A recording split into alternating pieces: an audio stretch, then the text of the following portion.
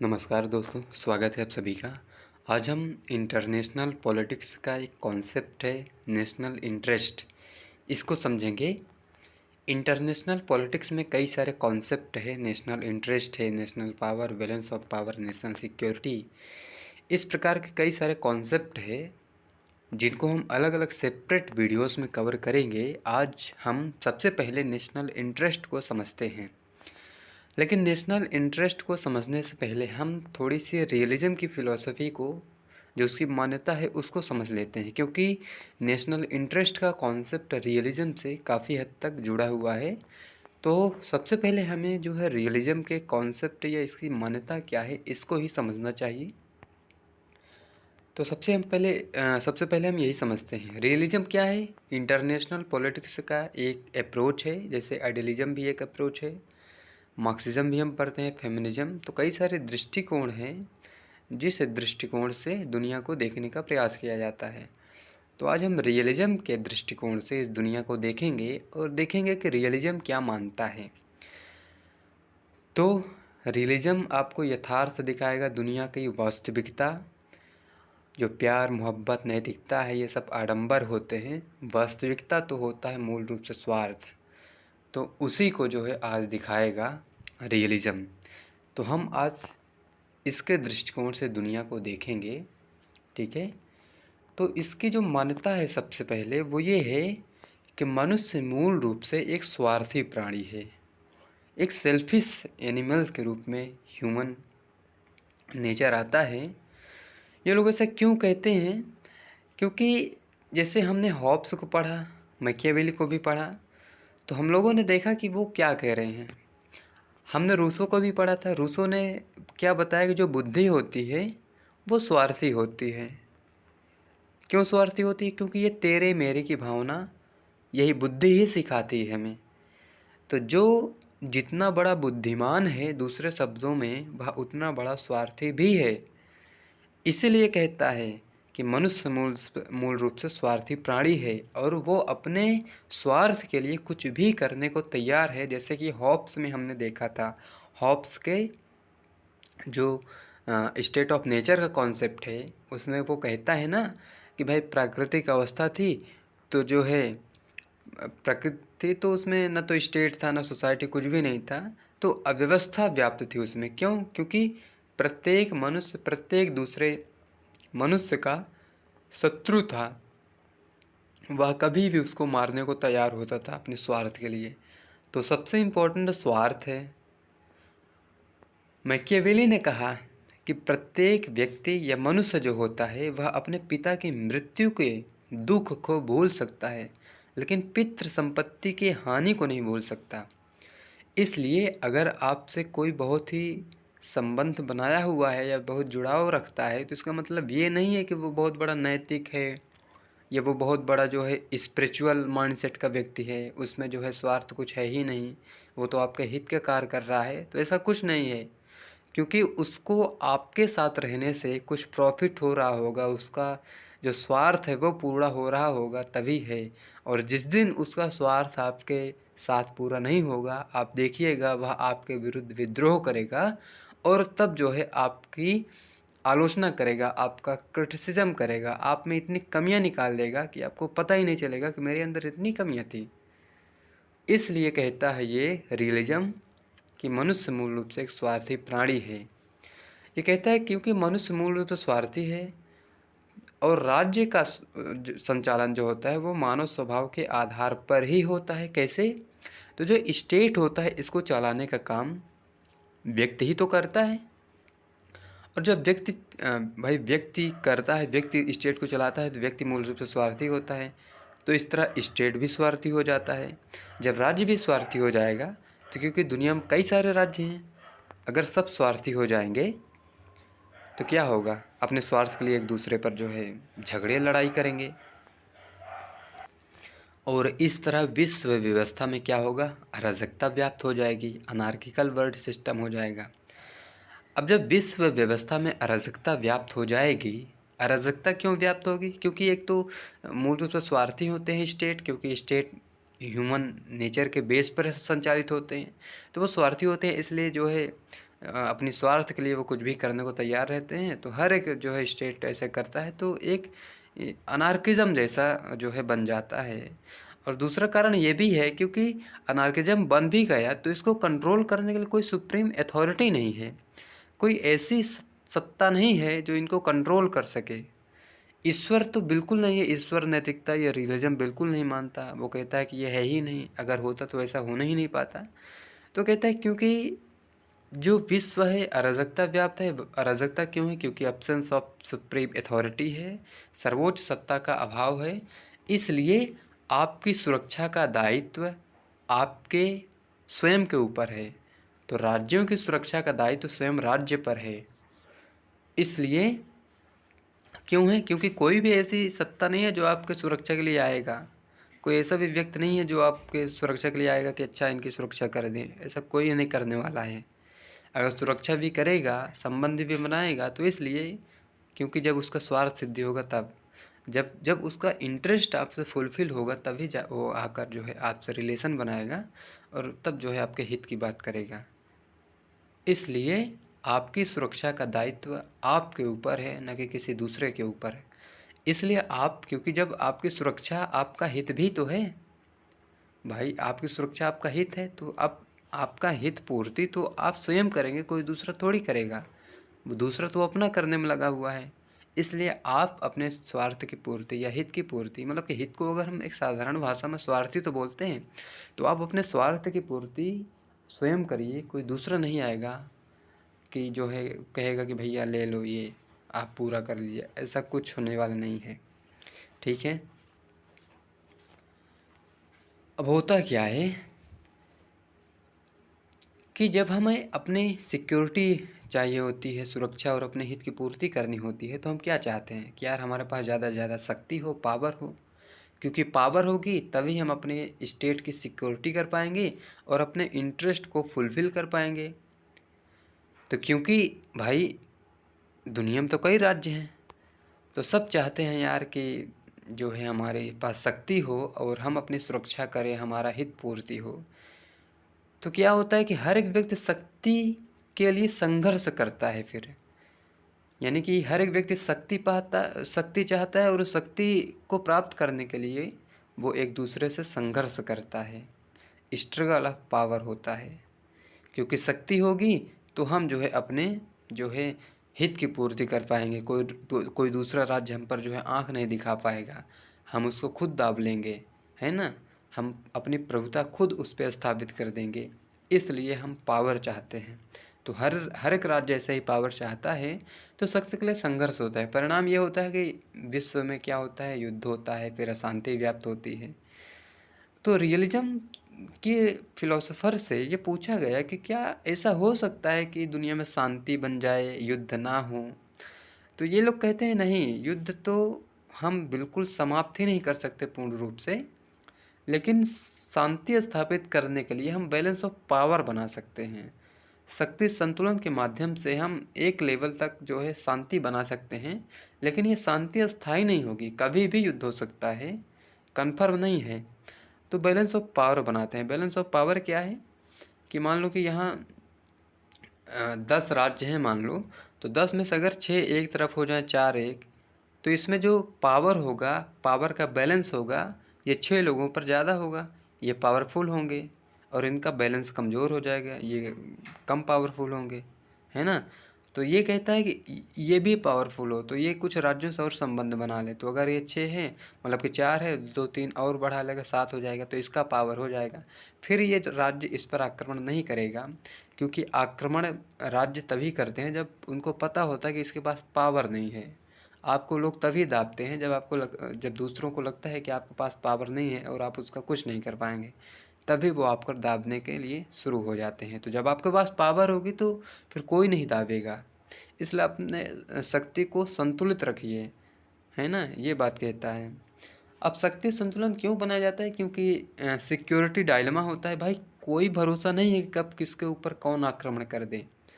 जैसे कि हॉब्स ने कहा ना कि जब प्राकृतिक अवस्था थी, तो जैसे ये 5-6 व्यक्ति हैं, तो अब एक व्यक्ति दूसरे पर कब आक्रमण कर दे, कब जो है चाकू लेकर मार दे, उसे कोई भरोसा नहीं है। इसलिए अपनी सुरक्षा का दायित्व आपके ऊपर है। तो हर एक राज्य क्या करने लगता है फिर कि शस्त्रीकरण के दौर में लग जाता है, क्योंकि सुरक्षा दुविधा होता है। सुरक्षा दुविधा से निपटने के लिए जो है हमें पावर चाहिए, और पावर के लिए जो है हमें हथियार चाहिए। तो हर एक जो है स्टेट जो है आर्म रेस में लग जाता है और शस्त्र इकट्ठा करने लगता है। तो ये बेसिक सी फिलॉसफी है रियलिज्म की। अब इसमें कई सारे टर्म आए हैं, जैसे आया है इसमें सुरक्षा। तो राष्ट्रीय सुरक्षा क्या होता है, एक अलग ही कॉन्सेप्ट है, तो इसको समझेंगे। राष्ट्रीय हित क्या है, तो इसको आज हम समझ ही लेंगे। उसके बाद राष्ट्रीय शक्ति है, तो इसको हम इस वीडियो के बाद समझ लेंगे। और फिर होता है, इसमें आता है शक्ति संतुलन, तो शक्ति संतुलन को भी समझ लेंगे। तो ये अलग अलग शब्द ही एक कॉन्सेप्ट है, तो इन्हीं को हम समझेंगे, ठीक है। तो आज हम समझ रहे हैं नेशनल इंटरेस्ट को, राष्ट्रीय हित को। लॉर्ड पामर्स्टन का एक कोटेशन है, हमारे कोई शाश्वत मित्र नहीं हैं और ना ही हमारे कोई सदा बने रहने वाले शत्रु, केवल हमारे हित ही शाश्वत हैं और उन हितों का अनुसरण संवर्धन हमारा कर्तव्य है। तो अगर आपका मित्र आपसे जो है दुश्मनी कर लिया है, या आपकी मित्रता टूट गई है और आप उसकी वजह से परेशान हैं, तो परेशान होने वाली बात नहीं है, क्योंकि मित्रता शत्रुता चलती रहती है। जो सबसे इम्पोर्टेंट चीज़ है वो है हमारा इंटरेस्ट। अगर ये है तो सब कुछ होगा, नए मित्र बनेंगे, सब कुछ हो जाएगा, अगर हमारे पास हमारा हित सुरक्षित है तब। तो इसी को सुरक्षित करने का काम, इसी को संवर्धित करने का कर्तव्य जो है हमारा है। तो हमारे पास अगर फिजिकल मतलब कि भौतिक, आर्थिक, राजनीतिक और सामाजिक जो है शक्ति है, हित हमारा है उसमें, तो फिर क्या होता है कि नए मित्र बनते रहें, आते रहें, जाते रहें, शत्रु बनते रहें, कोई फ़र्क नहीं पड़ता। तो हमारे केवल एक ही मित्र है, वो हमारा हित है, स्वार्थ है बस, और उसका अनुसरण संवर्धन हमारा कर्तव्य है।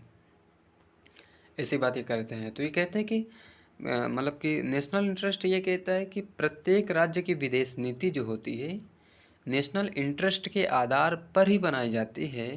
यानी कि विदेश नीति क्या होती है, एक जो है नियम होता है, योजना होती है, जिसको कूटनीति के माध्यम से प्राप्त किया जाता है। तो ये जो हम योजना बनाते हैं, जो पॉलिसी बनाते हैं, इसका बेस जो होता है हमारा इंटरेस्ट होता है। तो हम किसी देश के साथ संबंध बनाते हैं फॉरेन पॉलिसीज़ के ज़रिए, तो हम अपना इंटरेस्ट फुलफ़िल करना चाहते हैं, इसलिए बनाते हैं। तो राष्ट्रीय हितों के आधार पर ही हम बनाते हैं, तथा यह हमेशा अपने उद्देश्य को प्राप्त करने के लिए कार्यशील रहती है। अपने राष्ट्रीय हितों के उद्देश्यों को प्राप्त करना प्रत्येक राज्य का सार्वभौम अधिकार है। तो आपका भी अधिकार है कि आप अपने स्वार्थ के लिए कुछ भी करिए, क्योंकि हर एक व्यक्ति वही कर रहा है। अगर आप भी करेंगे तो क्या हो जाएगा, कोई दूसरा कहे आपको कि आप तो स्वार्थी हो गए हैं, तो आप इसके धौंस में नहीं आइएगा, है ना, क्योंकि वो भी स्वार्थी है, इसलिए तो वो कह रहा है। तो नैतिकता, सदाचार, शिष्टाचार, ये सब धराए रह जाते हैं। सबसे इम्पोर्टेंट चीज़ है आपका क्या, स्वार्थ, हित, उसी को पूरा करना आपका अधिकार है। और अधिकार का मतलब कि हर एक व्यक्ति के पास है, कोई ले नहीं सकता, ये यूनिवर्सल राइट है आपका, है ना। तो आप अपने हितों को पूरा करिए बस। अब प्रत्येक राज्य अपने राष्ट्रीय हितों के आधार पर ही अपने कार्यों को उचित ठहराने का प्रयास करता है। प्रत्येक राज्य का व्यवहार भी हमेशा इसके राष्ट्रीय हितों द्वारा संचालित होता है। तो कोई व्यवहार करता है कुछ भी, कोई राष्ट्र किसी से, तो उसका मूल जो होता है वो नेशनल इंटरेस्ट होता है। आपके साथ ही कोई अगर व्यवहार करता है किसी प्रकार का, तो क्यों करता है, क्योंकि उसको कुछ सुख मिल रहा होगा, कुछ जो है स्वार्थ उसकी पूर्ति हो रही होगी, इसीलिए जो है आपके साथ वो ऐसा करता है, ठीक है।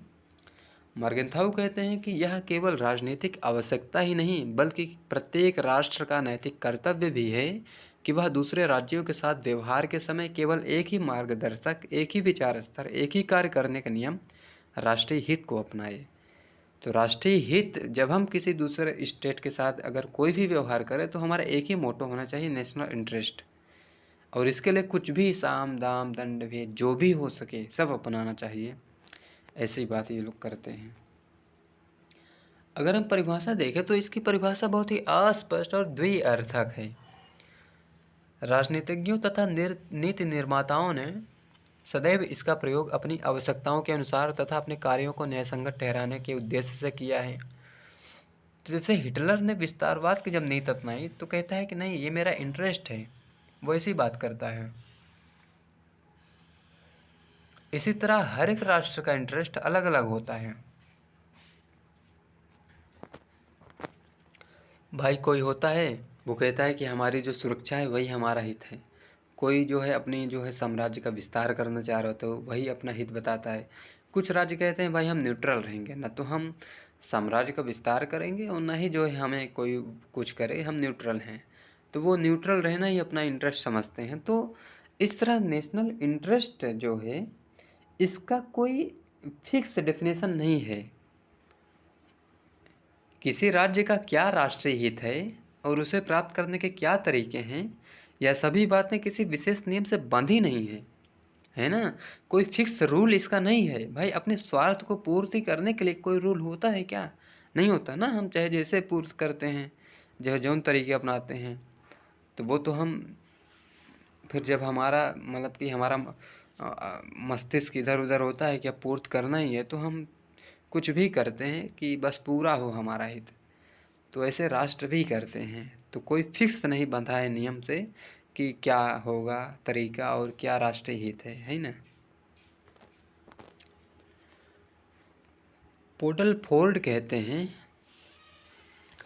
यदि राष्ट्र के मार्मिक हित किसी मामले में संबंध होंगे तो हो सकता है कि युद्ध की ऐसी स्थिति सामने आ जाए जिसे ना टाला जा सके। तो अगर मार्मिक हित, यानी कि अगर मार्मिक हित का मतलब वो हित जिस पर कोई राज्य जो है, राष्ट्र जो है समझौता नहीं कर सकता, युद्ध कर लेगा, क्योंकि उसके जैसे भूमि है तो भूमि पर अगर कोई जो है आकर जो है उसको अधिग्रहण करने की कोशिश करता है, हड़पने की कोशिश करता है, तो कोई भी राज्य बर्दाश्त नहीं करता और उसके लिए युद्ध भी करने को तैयार रहता है। तो इसीलिए कहते हैं अगर मार्मिक हित टकरा गए, अगर भाई दो पड़ोसी स्टेट हैं और इन दोनों के सीमा विवाद हो गया, तो अगर ये चरम लेवल पहुंच गया तो पक्का इसमें युद्ध हो जाएगा, इसको कोई रोक नहीं सकता। जैसे रसिया और यूक्रेन का हम लोग देख ही रहे हैं, है ना। ब्रुकिंग संस्थान कहते हैं राष्ट्रीय हित वह हित है जिसे एक राष्ट्र अपनी सुरक्षा तथा कुशलता के लिए आवश्यक समझता है। राष्ट्रीय हित साधारण तथा निरंतर बने रहने वाले उद्देश्यों को प्रतिबिंबित करता है जिसके लिए कोई राष्ट्र कार्य करता है। तो राष्ट्रीय हित इम्पोर्टेंट है। वीबी डाइक कहते हैं कि राष्ट्रीय हित वह है जिसे राज्य पारस्परिक संबंधों में प्राप्त करना तथा सुरक्षित रखना चाहते हैं। इसका अर्थ है प्रभुत्व संपन्न राज्यों की इच्छाएं। तो जो इच्छाएं हैं वह जो है इंटरेस्ट है ना। अब मार्गेंथू का क्या विचार है इस पर, तो देखें तो राष्ट्रीय हित को राष्ट्र की तर्कसंगत विदेशनीति का आधार मानते हैं मार्गेंथू, तथा इसकी परिभाषा शक्ति के रूप में वो देते हैं। वो कहते हैं क्योंकि राजनीति कभी न खत्म होने वाली वस्तु है, यह हमेशा चलती रहती है। और वो पॉलिटिक्स को स्ट्रगल ऑफ पावर कहते हैं। कहते हैं राजनीति शक्ति के लिए संघर्ष है और कुछ नहीं। तो कहते हैं हर एक व्यक्ति हमेशा शक्ति ही चाहता रहता है, तो ये खत्म नहीं होने वाली है, इसलिए संक्षिप्त तथा स्पष्ट तौर से देखी नहीं जा सकती। इसलिए राष्ट्रीय हित जैसी अवधारणाएं भी अस्पष्ट तथा उलझनपूर्ण ही होंगी। अब हम अगर नेशनल इंटरेस्ट की कॉन्सेप्ट को, अगर हम इसके प्रकार को देखें तो इसको दो भागों में हम डिवाइड कर सकते हैं। एक नितांत आवश्यक हित जिसके लिए कोई राष्ट्र युद्ध भी कर सकता है। दूसरा है परिस्थितियों द्वारा निर्धारित या परिवर्तनशील हित। तो नितांत आवश्यक में है कि अपनी विशिष्टता सुरक्षित रखना। अपनी विशिष्टता का मतलब अपनी भौतिक, राजनीतिक, सांस्कृतिक, ये सारी जो क्वालिटीज़ हैं, विशिष्टता है, स्पेशलाइजेशन हमारी चीज़ें हैं, इसको हम सुरक्षित रखें। तो जैसे भौतिक में राष्ट्र की भूमि, तो अगर भूमि पर कोई जो कब्जे आएगा तो फिर उसके लिए युद्ध होना अनिवार्य हो सकता है। हमारी पॉलिटिकल इकोनॉमिक सिस्टम जो है वो, और हमारा जो कल्चरल एक जो है ट्रेडिशन है वो भी हम अपना सुरक्षित रखते हैं, और इसके लिए हम जो है युद्ध के लिए भी तैयार हो सकते हैं। दूसरा है परिवर्तनशील हित। इसमें निर्णय निर्माण, जनमत, दल राजनीति, ये सब जो है इसमें आते हैं। और इसके लिए युद्ध जो है नहीं करते राष्ट्र, है ना, ये नॉर्मल है। जैसे आज इनके साथ संबंध है, कल इनके साथ संबंध हो गया, तो अब ऐसा नहीं कि हम इनके मतलब कि एक राष्ट्र ये है, इसका संबंध इस राष्ट्र से है, अब क्योंकि इनका संबंध विच्छेद हो गया, ये वाला राष्ट्र की दूसरे राष्ट्र मित्रता कर लिया, तो अब ये राष्ट्र थोड़ी इस पर आक्रमण करे कि तुमने ऐसा क्यों किया, उसकी मन यार करेगा, है ना। तो इसके लिए ये सब नहीं किया जाता है, इतना सब चलता रहता है, तो इसके लिए युद्ध नहीं होते। अब नेशनल इंटरेस्ट को हम कैसे प्रमोट करते हैं, तरीके क्या हैं इसकी अभिवृद्धि के, तो वो देख लेते हैं। पहला है कूटनीति, डिप्लोमेसी। दूसरा है प्रचार, प्रोपेगेंडा। तीसरा है आर्थिक सहायता तथा ऋण। चौथा है संधियां तथा गठबंधन। और पांचवा है अवपीड़क साधन। ये क्या है, इसको हम ब्रीफ में समझते हैं। देखिए, कूटनीति का कॉन्सेप्ट ही एक ब्रॉड कॉन्सेप्ट है, जिसको हम एक सेपरेट वीडियो में डिस्कस करेंगे, अभी हम नहीं कर रहे हैं। अभी हम केवल एक व्यू इसका आपको दे रहे हैं कि क्योंकि ये साधन के रूप में हम देख रहे हैं नेशनल इंटरेस्ट के। तो राष्ट्रीय हित को प्राप्त करने के लिए कूटनीति एक सर्वमान्य साधन है, यानी कि एक माध्यम है जिसके माध्यम से हम अपने उद्देश्य अर्थात नेशनल इंटरेस्ट को फुलफिल करते हैं, है ना। तो जो कूटनीति है, इसी के द्वारा एक देश की विदेश नीति दूसरे देश तक पहुंचती है। तो अगर हम एक देश जो है, अगर वो दूसरे देश से रिलेशन बनाता है, तो सबसे पहला माध्यम कूटनीतिक होता है। कूटनीति के माध्यम से रिलेशनशिप शुरू होता है। तो हमारे संबंध को शुरू करने का तरीका, सबसे प्रथम तरीका होता है डिप्लोमेसी, कूटनीति। अब देखिए, कूटनीति एक कला है। तो कूटनीति की कला में अपने राष्ट्रीय हितों के उद्देश्यों को इस तरह से पेश करना होता है जिससे दूसरे राष्ट्र इन हितों द्वारा सामने लाए गए उद्देश्य को न्यायपूर्ण तथा उचित मानने पर मजबूर हो जाए। तो आप जो भी आपका हित है, आपका स्वार्थ है, उसको इस तरह जो है पेश करिए विश्व समुदाय के समक्ष कि उनको लगे कि भाई ये तो न्यायपूर्ण बात कर रहा है, सही कह रहा है भाई, होना ही चाहिए, तो वो मजबूर हो जाए मानने के लिए, है ना। अब देखिए, कूटनीति को जो है चलाने के लिए कई सारे साधन उपयोग किए जाते हैं। जैसे एक है अनुनय, परसुएसन। तो परसुएसन साइकोलॉजी का एक बहुत ही बढ़िया कॉन्सेप्ट है, तो इसको हम कभी समझ लेंगे। आज हम ब्रीफ में समझते हैं परसुएसन क्या होता है। हम दूसरों से वैसा ही काम करवा लें जैसा हम चाहें। तो भाई, अगर कोई जो है एक व्यक्ति है, अब उसे अपने विचारों के अनुसार चलाना है, तो उसे जो है परसुएट करना होगा। तो परसुएट करने के लिए क्या करना होता है, सबसे पहले हम क्या करते हैं कि उसकी थोड़ी सी तारीफ़ करते हैं, उसके हित की बात करते हैं, जो वो कहता है तो उसको भरोसा हो जाए कि हाँ, ये हमारा ही व्यक्ति है। क्योंकि अगर आप डायरेक्ट बोल देंगे कि आप ये गलत कर रहे हैं, तो इसकी बुद्धि सतर्क हो जाएगी, क्योंकि उसकी बुद्धि भी तो स्वार्थी है। अगर बुद्धि उसकी सतर्क हो गई, तो फिर आप चाहे जितना बोलते रहिए, वो आपकी बात मानेगा नहीं। तो बात तभी मानेगा जब आप उसको भरोसा हो कि आप उसके साथ जो है उसके हित की ही बात करेंगे। तो उसको सबसे पहले भरोसा दिलाना होता है कि आप उसके ही हित के लिए कार्य कर रहे हैं, ठीक है। फिर जो है धीरे धीरे अपना जो है काम, जो इंटरेस्ट है, वो डालते रहिए इसके माइंड में और फुलफिल करते रहिए। और एक दिन ऐसा आएगा जो आप मतलब कि ये व्यक्ति आपके कंट्रोल में हो जाएगा और आप जो चाहेंगे वही करेगा। तो ये होता है परसुएसन का एक तरीका कि हम दूसरे को किस तरह जो है बात ऐसा करें कि वो हमारी बातों में आ जाए और हमारा काम करे। धमकियाँ, तो कई सारे लोग धमकियाँ देते हैं। जैसे कुछ लोग गुस्सा होते हैं ना, गुस्सा तो आप देखे होंगे, मम्मी पापा गुस्से। तो क्यों कोई गुस्सा होता है, गुस्सा हो रहा है, तो इसका मतलब ये कुछ दूसरा मतलब इसका नहीं है, सीधा से इसका मतलब है कि वह उसका हित नहीं पूर्त हो रहा है, इसलिए वो गुस्सा हो गया है।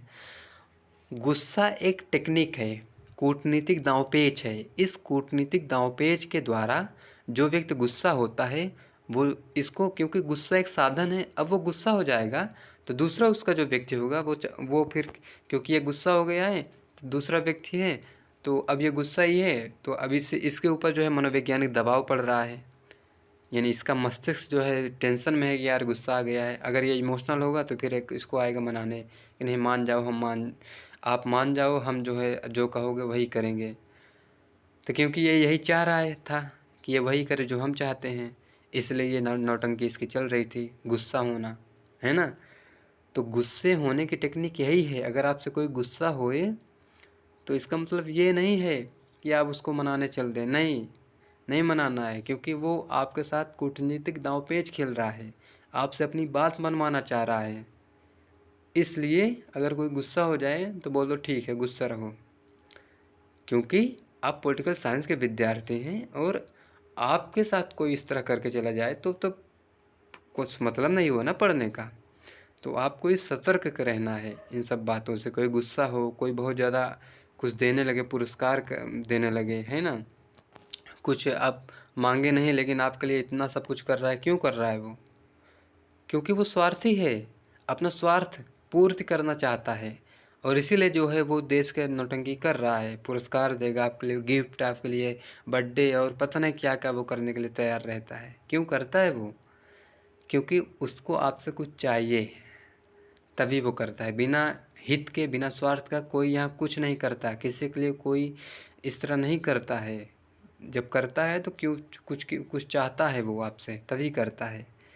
तो गुस्सा होना एक टेक्निक है अपनी बात मनवाने का। तो आपको धौंस में नहीं आना है। कोई गुस्सा हो गया तो आप जो है परेशान है कि यार गुस्सा हो गया, वो बिल्कुल नहीं, बकवास की बात करनी ही नहीं है।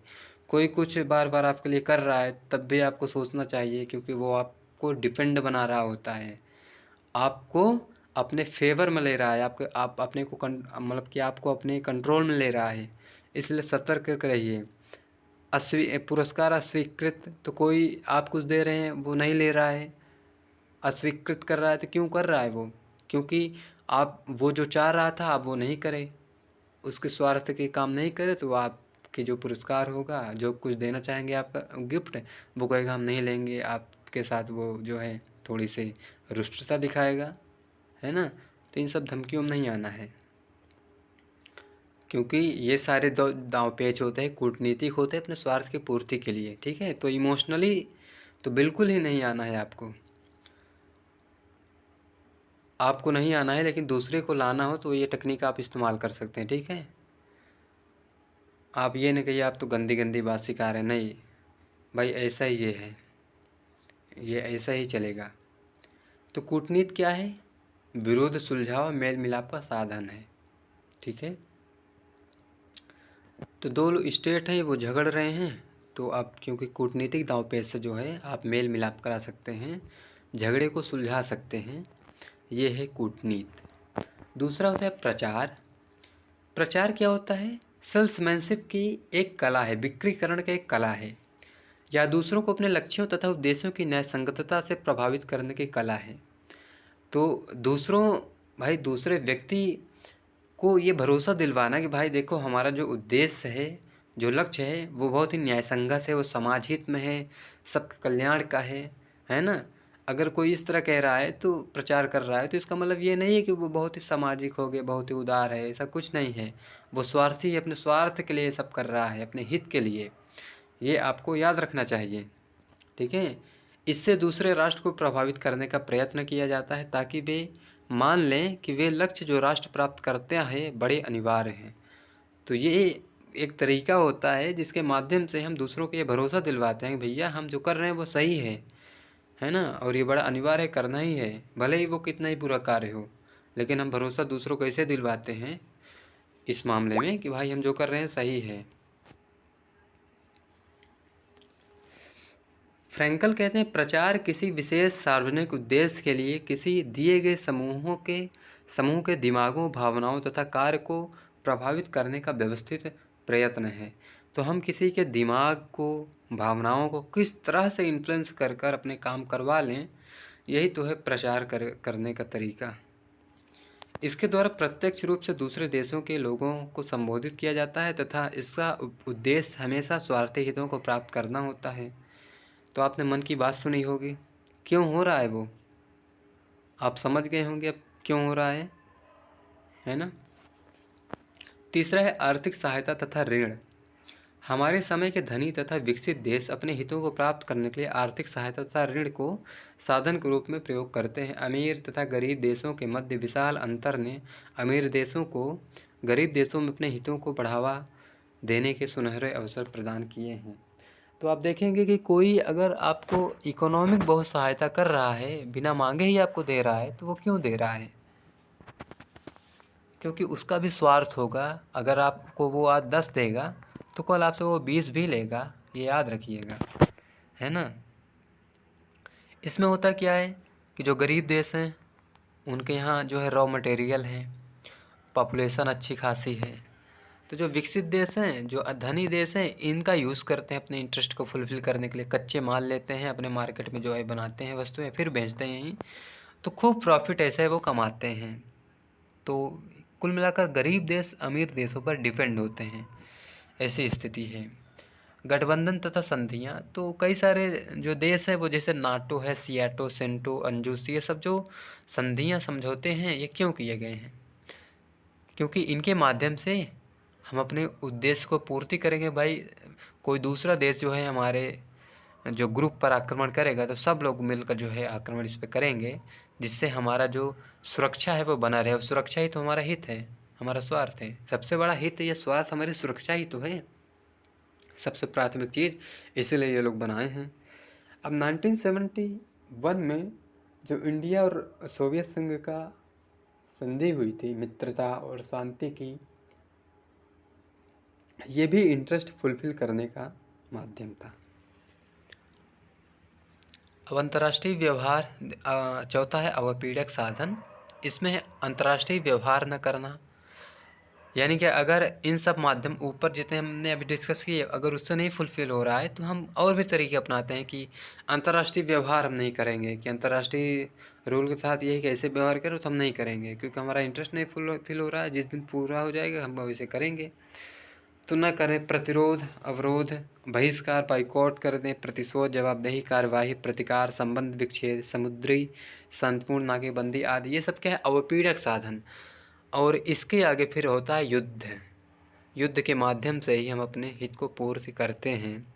तो संबंध विच्छेद, भाई हम जो दो लोग संबंध विच्छेद करते हैं तो क्यों करते हैं? क्योंकि इंटरेस्ट नहीं फुलफिल हो रहा होता है, सोचते हैं संबंध विच्छेद करने से शायद दूसरा दबाव में आ जाए और हमारा हित पूर्ति हो जाए, तो ऐसा वो टेक्निक अपनाते हैं। तो आपको तो बिल्कुल इन सब धौंस में नहीं आना है कि कौन जा रहा है कौन आ रहा है। कोई कहे भैया कि हम संबंध विच्छेद कर लेंगे या तुम ये करो नहीं तो हम सुसाइड कर लेंगे, ये वो कर लेंगे, तो ये सब धौंस में नहीं आना है, अपना काम करना है, ठीक है। इंटरनेशनल पॉलिटिक्स और नेशनल इंटरेस्ट को पढ़ने का यही प्रॉफिट है कि हमारा दृष्टिकोण ये रियलिस्टिक बनाता है और वास्तविक रूप में दिखाता है कि हर एक व्यक्ति क्यों हमारे साथ इस तरह व्यवहार करता है। तो क्यों का आंसर आपको इसको पढ़ने के बाद मिलता है। तो आई होप अब आपको समझ में आएगा, जब कोई आपके साथ व्यवहार करेगा तब आप प्रश्न करिए कि क्यों कर रहा है, क्यों में ही आपको आंसर मिलेगा, इसलिए कर रहा है ना। तो थैंक यू, बने रहिए, अपने दोस्तों के साथ भी शेयर करिए, लाइक करिए, सब्सक्राइब करिए। मिलते हैं अगले वीडियो में, तब तक के लिए थैंक यू।